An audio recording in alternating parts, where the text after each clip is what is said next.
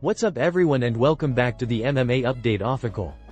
Today we're going to break down what could be next for Arman Tsarukyan following his latest UFC win.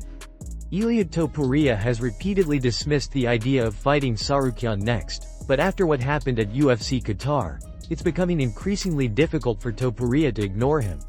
Tsarukyan's performance wasn't just another win, it was a dominant and decisive statement that strengthened his position in the title conversation. With this victory, Tsarukyan has now extended his winning streak to 5 fights. He controlled almost every second of the contest and secured a masterful submission win over Dan Hooker. From the opening bell, Tsarukyan applied relentless pressure, threatening with powerful punches and well-timed takedown attempts. Hooker did his best to respond, but the momentum never shifted in his favor. The final grappling exchange showcased Tsarukyan's elite ground skills as he transitioned smoothly into an arm triangle choke, forcing the tap and ending the fight in convincing fashion. What happened afterward was just as telling as what happened inside the cage. Tsarukyan wasted no time calling out Ilia Topuria in his post-fight interview. He stated clearly that he is ready to step in as soon as January if needed, signaling his willingness to stay active and chase the biggest opportunity available.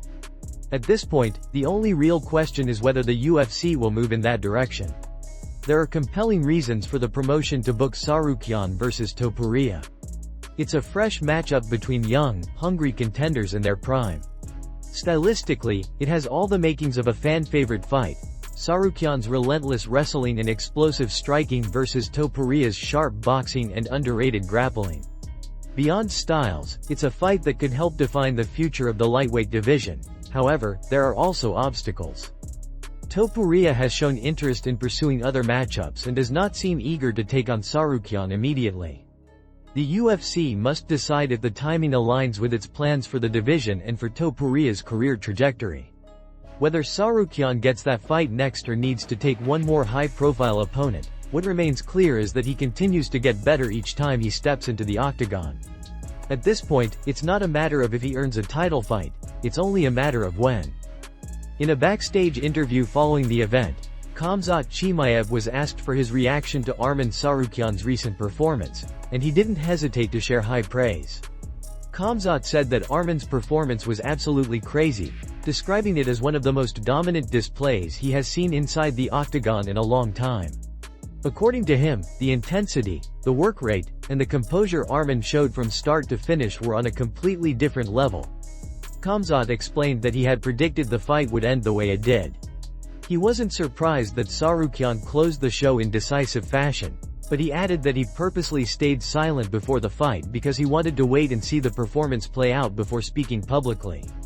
Now that the fight is over, Chimaev made it clear that he feels confident in his assessment. Arman Tsarukyan is operating at a championship level. He continued by saying that Arman is the best right now in the lightweight division. In his view, Tsarukyan isn't just a top contender. He is good enough to be called the champion already based on skill, hunger, and willingness to fight anyone. Chimaev emphasized that there is something special about Tsarukyan's mindset and work ethic, pointing out that Arman consistently shows up prepared, pushes the pace, and doesn't allow opponents to breathe. For Khamzat, that's what makes the difference between a contender and a future champion. Khamzat went on to call Tsarukyan one of the best fighters in the world, not just in the lightweight division. He noted that many fighters talk about wanting big fights, but not everyone backs it up with results.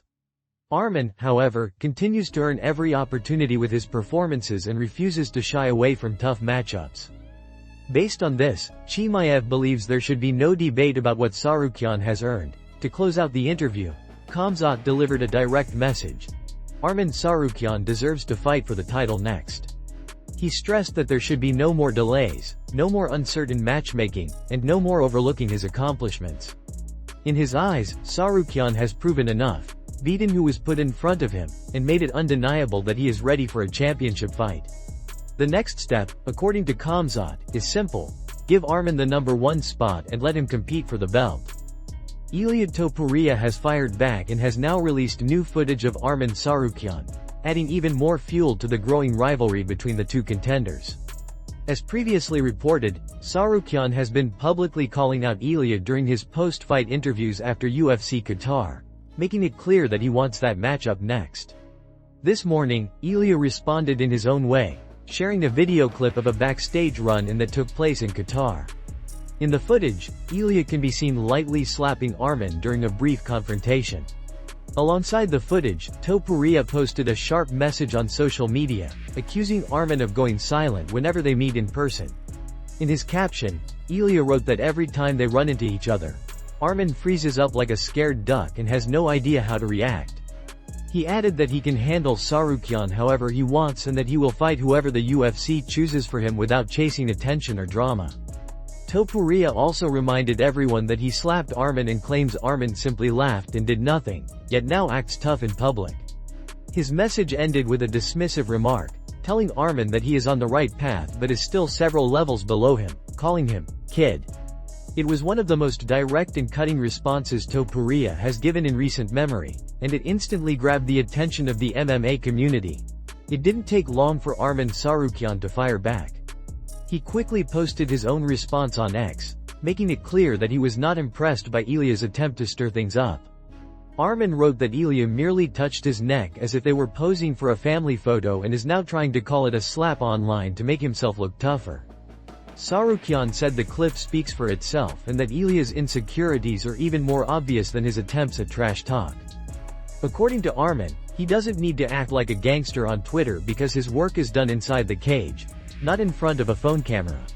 Tsarukyan concluded by issuing a warning of his own, saying that if Ilya wants to know what a real slap feels like, he will gladly educate him once they meet inside the octagon.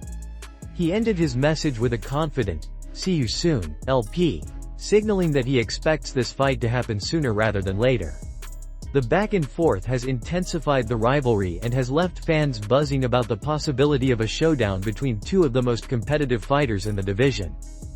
Dan Hooker has finally broken his silence following his loss at UFC Qatar, and he chose to address the moment in a way only he can, with humor, honesty, and a touch of dark sarcasm. After days of speculation surrounding his future, Hooker released a video online, joking about the outcome while also opening up about where he sees himself moving forward. In the clip, Hooker begins by responding to a question about his future goals in the sport.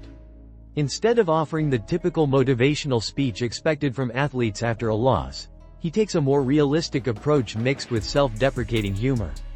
He says that sometimes you have to face the cold, hard truth, and that the likelihood of ever getting his hands on a UFC title is extremely slim at this stage of his career. Rather than dwelling on that reality or expressing frustration, Hooker leans into it with comedic delivery. He continues by saying that even if the championship may not be in the cards for him, he has no intention of going anywhere anytime soon. According to Hooker, he plans to stick around in the UFC for as long as possible and make the most of the remainder of his career. What makes his response memorable is the way he frames his motivation moving forward. Hooker jokes that if he can't have nice things, then no one else should either. He explains that his new mission is to stay active and ruin as many opponents' hopes and dreams as he can along the way. Hooker raises a glass at the end of the video and toasts to the idea of spoiling other fighters' title aspirations, delivering the line with a straight face and perfect comedic timing. The message is clear. Even after setbacks, he has zero plans to quit. Instead of dwelling on the pressure of expectations, he intends to compete freely, fight whoever is in front of him, and make every matchup as chaotic and difficult for his opponents as possible. While humorous, Hooker's comments also carry a deeper tone. They reflect a fighter who accepts the reality of the sport but still loves the game enough to continue pushing forward.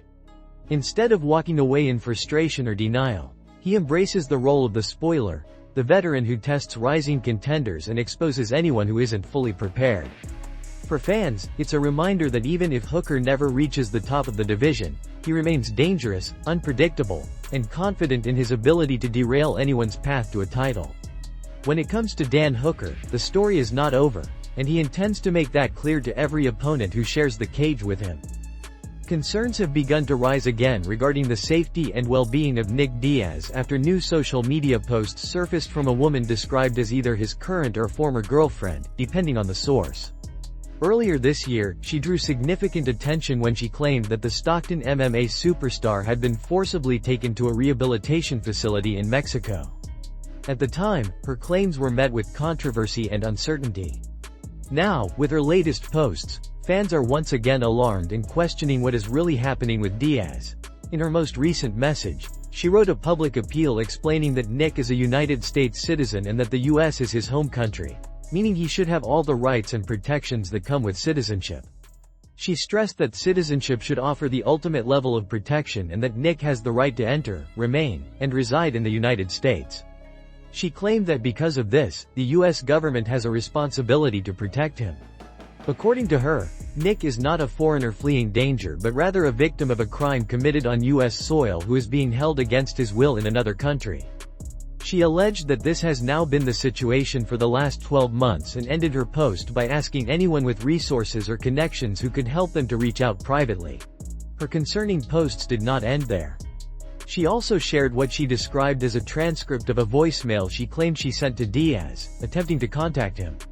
The message sounded distressed, as she explained she was trying to reach him and would attempt to call again later. Fans immediately began reacting across social media, echoing confusion and frustration. Some people questioned what was really happening and asked whether Diaz was still in Mexico. Others suggested that maybe the public should ignore the situation because if there truly were a problem, Nick Diaz or someone close to the family would publicly acknowledge it. There were also fans who directly stated they did not trust the girlfriend, claiming she has a history of worsening Nick's situation and that her claims do not align with what Diaz's inner circle has said. According to these fans, people close to Nick have spoken out against her and believe she does not have good intentions, which adds to the complexity of knowing what is true. Earlier this year, Nick Diaz's longtime jiu-jitsu coach, Cesar Gracie, attempted to put these rumors to rest. He reported that Nick was healthy and doing fine and denied any claims of kidnapping or danger. He even joked that Nick had not been cloned, had not joined a gang, and did not have a girlfriend, although he might be looking for one. For now, supporters can only hope that Diaz is safe and free of any issues behind the scenes. At 42 years old, there is still uncertainty about whether he will ever compete again. He was scheduled to fight Vicente Luque last year, but 2 separate dates for that bout were cancelled. After a 6-year break from competition, Diaz returned in 2021 for a rematch with Robbie Lawler, only to wave the fight off in the 3rd round. Whether fans will see him in the octagon again remains unclear, but his community continues to hope he is doing well and receiving the support he needs.